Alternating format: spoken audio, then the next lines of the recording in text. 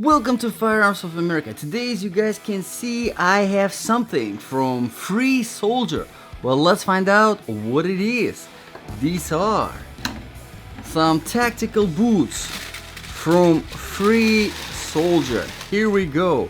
Now, recently, very recently, I have done a review of CQR tactical boots, very similar to these ones, and I said that those boots are the most popular boots that I ever reviewed on this channel, which was true back whenever I was doing the review. And cheapest too, one of the cheapest ones as well, for very budget friendly. So these ones do have 3,300, so almost 800, not almost 800 more positive 5-star reviews on Amazon. 3,300 5-star reviews on Amazon. That is very impressive. And currently only 60 compared to CQR's being 75. $60 on Amazon. Wow. Alright, can't wait to start the review. Let's get into it. As some of you already know, this review is specifically for my Ultimate Survival Boots section. Basically, if these weren't just your regular, well, I can't say regular, because these are combat boots. These are tactical military boots. So you are probably, if you are getting these, you probably will be involved in something that requires survival. Whether it is walking for extended periods of time, running, fighting, climbing, doing whatever is necessary to survive. So if you had these boots on you, would they contribute to your survival, or would they contribute to your death? So how do we make the judgment? We make the judgment based on 8 different criteria. Let's begin. Criteria number 1, of course, the comfort level. And overall, I do love the comfort level of these boots. Let's start from the very beginning. Now, whenever I test my comfort, the comfort level of all the boots, all the shoes, hiking shoes, whatever, that I review on this channel, I do a 3-mile run, non-stop, 5-mile walk, non-stop, no pauses in between the run and the walk, and then I continue wearing for the rest of the day the shoes or the boots, so that the total wear time is about 8 hours. And like I said, these are very comfortable. There are a few factors that contribute to that comfort. Let's start from the first one, the weight. Just got the scale over here, and this is size 10 right here, so let's find out exactly how light or heavy these are.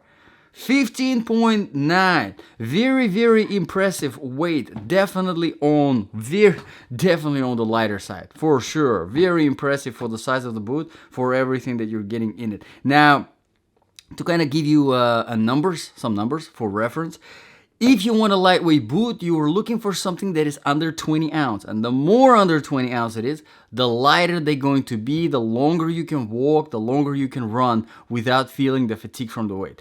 Obviously, the more over 20 ounce, the heavier it gets, the faster you will get fatigue. This is very impressive right here. But there are a few other factors that contribute to the comfort level. Another one is the flexibility of the bottom sole. And here, it is very flexible. However, one thing that I'm not a big fan of is the way, the location where it creases. As you can see here, it creases more towards the middle of the foot, whereas normally it should be creasing more to the front of the toe box, right about here. And here it doesn't crease over there, it creases here in the middle. So running, you still can run properly, but it requires a little bit more effort, if compared to if they were creasing properly. And at the same time, creasing here, it kind of takes away from the comfort, because it creates the pressure points right here. Not good spot to create the pressure points. They should be here at the front, but here in the boot there. So this is a little bit of the factor that takes away from the comfort level. Not a big deal, but still does. Let's move on to the inner sole now. The inner sole, we'll try to take it out and show you what we got. And right here we got a very nice inner sole. I do like it a lot. It does have some decent amount of cushioning, some arch support, some heel bed. Pretty good overall. Once you remove it, it goes straight into the harder rubber of the outsole. There is no additional any kind of cushioning. Keep that in mind. There isn't much cushioning in the overall inside of the boot. As you can see, the tongue is just very rough material. Same with the shaft, very rough. And the toe box, it does have a little bit of padding on the top of the toe box, but at the front right here it does not. So keep that in mind. Very important to get these in the right size, and I would recommend implementing some thicker socks. Keep that in mind, and definitely longer socks than the shaft here, because you don't want this to rub on your skin, especially this right here. This is not gonna feel good, trust me, guys. All right, so overall on the comfort level, I would say a very solid 7 out of 10. Could have been much better if they creased properly and if there was some padding on the inside, but I know why they did it. They did it to save on the weight. Makes sense. All right, let's move on to the criteria number 2, proofing and protection. Proofing wise, not much to talk about. These are not waterproof. Protection wise, we do have some reinforced toe, not by much, on the front, not on the top. Here is very soft, so keep that in mind. If something falls on your toe from the top, you definitely gonna feel the impact. But here at the front, it is reinforced, so on the rocky road that would be very helpful. There isn't much of the protection for the ankles because it is so thin and there is really no padding. Your heel is more or less reinforced, and you do have harder rubber on the bottom of the bottom sole. Keep that in mind. It kind of gives some protection as well from the bottom. Not much, but it does. And going back to the waterproofing, these do dry up very, very fast. So honestly, to me, that really does the trick. As long as it dries up fast, that's really what matters to me. That's the important part. But let's move on to the criteria number 3 now, the quality and the design features. Quality wise, like I said, 3,300 5-star reviews currently on Amazon. Very, very impressive rating. I mean, unbelievable rating. So people do love these boots. I mean, I can kind of understand. Lightweight, decent comfort, decent price. So I can understand that. Whenever it comes to the design features, here I talk about the lacing system. Nothing special over here. We do have 4 pairs of closed ring hooks, and we do have 3 pairs of closed just regular top shaft hooks. They're all metal, so the strings slide through very easily, fairly easily, but it still does take some time to put these boots on and take them off because of obviously extra shaft and closed hooks, but that's the case with most of the tactical, most of the military boots. Keep that in mind. Let's move on to the criteria number 4 now, the outsole traction and stability. Now, in order to test the outsole traction and stability, whenever I do my run and my walk, I do it on a variety of different surfaces, starting from older asphalt, going to newer tarmac, then some dry sand, dry grass, wet grass, rocky road, some trail surface, some concrete, and then some marble and tile. So I try to test it pretty much on everything.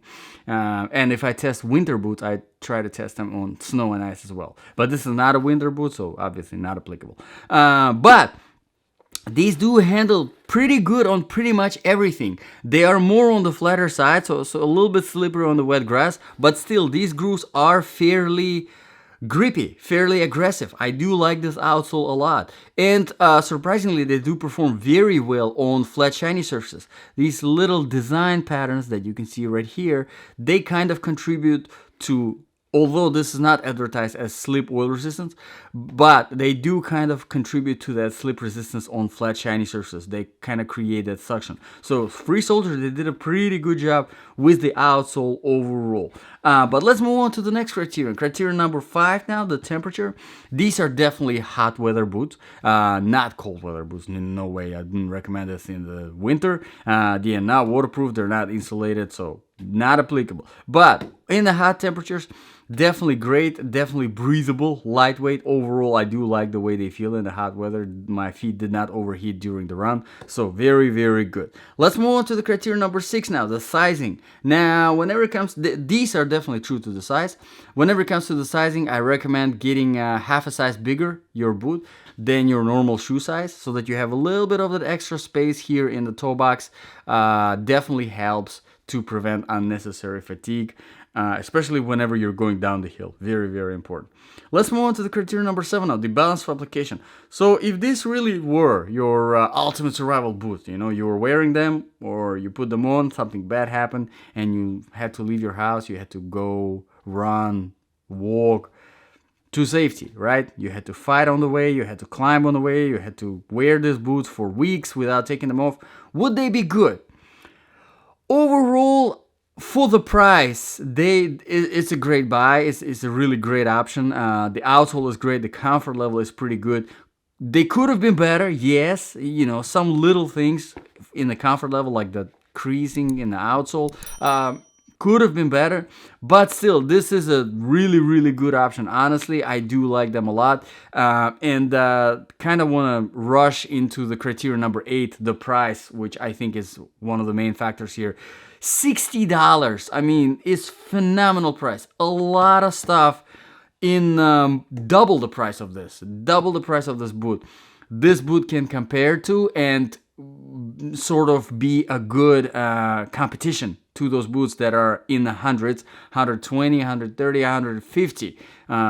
This is a very, very good competition to those because it offers pretty much everything those other boots offer, the military tactical boots. There are a lot of them out there from Danair, from Under Armour. This can definitely compete with those for $60. That's one of the reasons why there are over 3,300 reviews on Amazon, because these are only $60. It's very impressive. Also, I wanted to mention, the link, by the way, is in the description below, that there are plenty of color options. There's a black ones, there are like olive gray ones, darker, brown, whatever. There are a lot of different color variations, so that's definitely a very nice thing. If you're looking for something else other than coyote, you can definitely do that. So overall, I do like this boot a lot. Let me know in the comments below, guys. What do you think about this boot? What do you think about this review? Would you consider this boot as your ultimate survival boot? Or would you consider this boot as your tactical or military training boot? Let me know in the comments below, guys. I would like to hear your opinions. If you want to buy this boot after watching this review, please consider using the link, the Amazon link in the description below. It doesn't charge you anything extra, but I do get some percentage from giving out, sharing the affiliate link, and that's a nice way to say thank you for the review.